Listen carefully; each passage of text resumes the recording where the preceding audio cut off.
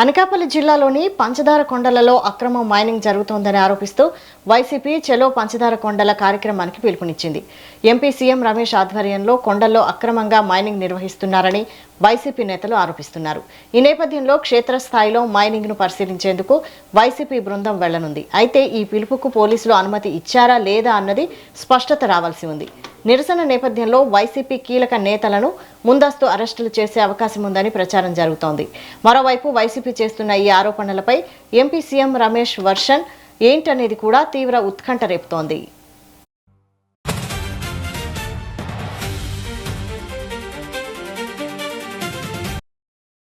దీనిపై మరిన్ని అప్డేట్స్ మా ప్రతినిధి ఈశ్వర్ అందిస్తారు. ఈశ్వర్,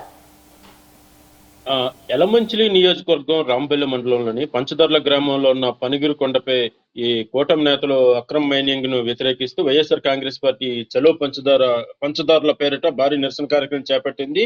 యలమంచిలి నియోజకవర్గం సమన్వయకర్త మాజీ ఎమ్మెల్యే కర్నూలు ధర్మశ్రీ ఆధ్వర్యంలోని ఈ పంచదారుల కార్యక్రమం జరుగుతుంది. అనకాపల్లి రింగ్ రోడ్ లో ఉన్న వైఎస్ఆర్పీ కార్యాలయం నుంచి భారీ ర్యాలీగా బయలుదేరి వెళ్లాలని నిర్ణయించారు. అయితే ఈ పంచదారుల మహా పుణ్యక్షేత్రము ఇక్కడ మైనింగ్ తవ్వడం నిరసిస్తున్నారు. అయితే BJP MP CM Ramesh, PA Vijay Kumar Naidu పేరుతో లక్ష్మీ మినర్వెల్ పేరుతో స్థానిక జనసేన ఎమ్మెల్యే సుందర్ విజయ్ కుమార్ అనుచరుడు వై శ్రీనివాస్ పేరుతో ఈ మైనింగ్ తవ్వేస్తున్నారని, ఏడాదికి 100 కోట్ల అక్రమ మైనింగ్ పాల్పడుతున్నారని వైసీపీ నేతలు ఆరోపిస్తున్నారు. అయితే ఈ చలో పంచదార కార్యక్రమానికి పార్టీ అగ్రనేతలు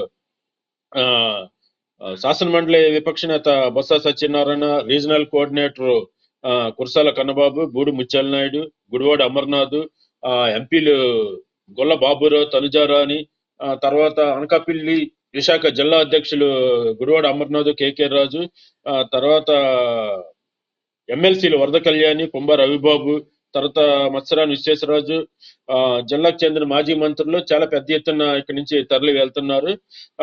అయితే ఇదే సమయంలోని విశాఖ పర్యటనలో ఉన్న రాష్ట్ర మంత్రి కొల్లి రవీంద్ర మాత్రం రాంబెల మండలంలోని పంచదారలో జరుగుతున్న మైనింగ్ పై ఒక కమిటీ వేసి ఆ ప్రాంతాన్ని నో మైనింగ్ జోన్ గా ప్రకటించేందుకు చర్యలు తీసుకుంటామని ప్రకటించడం కూడా ఇక్కడ విశేషం. Thank you Eshwar.